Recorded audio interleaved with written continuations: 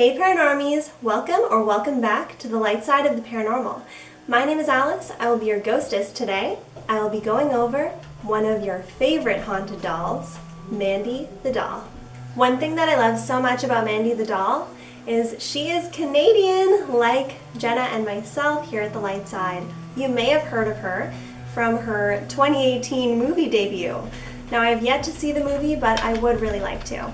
I should apologize for the noise up above. I am in my basement right now and I've got big dogs that walk around. So the first topic that I'd like to talk about is her appearance. She is a porcelain doll, which in my opinion are some of the most scary dolls.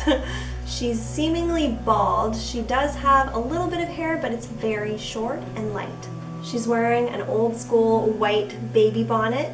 She's also wearing a gown that most babies would wear at their baptism. Creepy, right?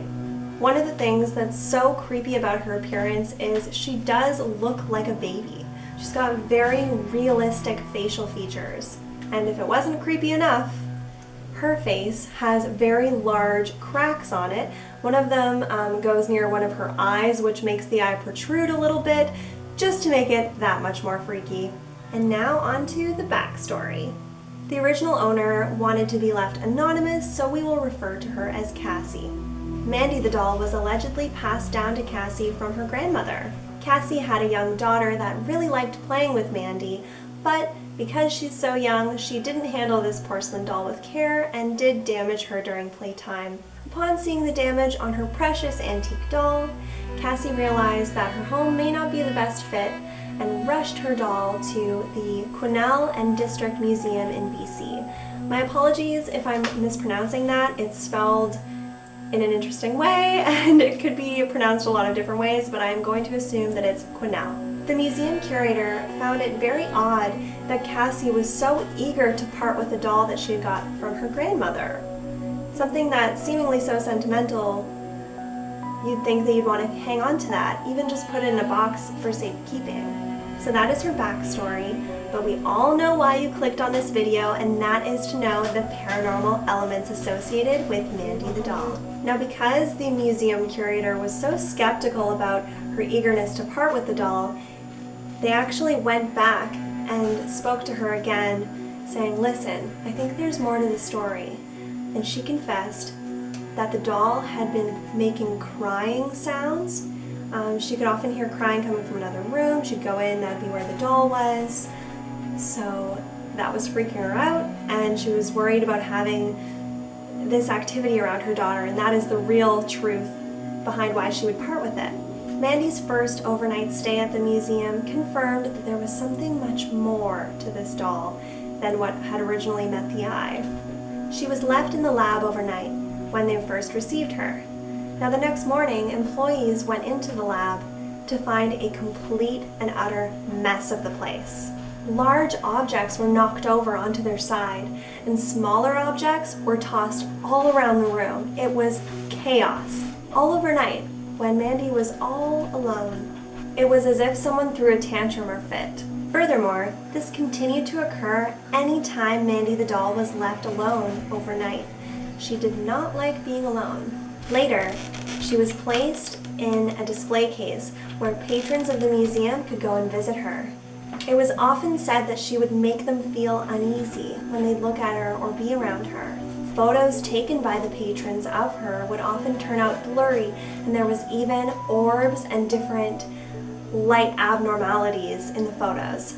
A psychic in the area had heard of the doll and wanted to see if she can channel any information about her. She was granted permission to actually go there and hold Mandy. She immediately became very emotional. After holding her for some time, she claimed that there was a spirit within the doll. And it was a spirit that had suffered heinous abuse. She also channeled that Mandy was found for the first time in an old farmhouse. Now there is a legend associated with this farmhouse and with the first time that Mandy really came to be.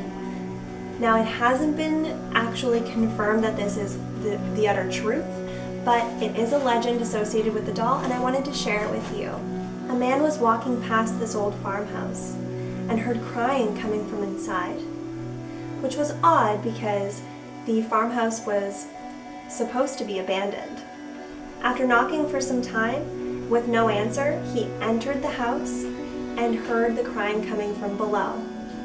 Then he went outside and found a cellar door, entered it, and he could not believe what he saw. As he opened the heavy cellar door, the crying grew louder, and he saw the body of a young girl, clutching her favorite doll. It is believed that the young girl's spirit entered her prized possession that she was hugging so closely. And that is the story of Mandy the doll. So what do you think, Paranormies?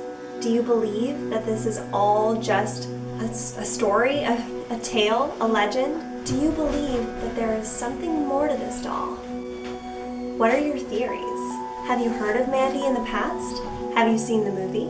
Anyhow, thank you so much for watching this video. I really appreciate you clicking on it. And if you're new to our channel, please subscribe for more content like this. We cover all kinds of paranormal stories, we do paranormal investigations, and we also cover spiritual topics. So if that is your jam, become a part of our Paranormy fam. Ooh, that rhymed, I love that. Please like this video if you want to see more doll videos from the light side. And live your life with love and light. We'll see you another time. Bye.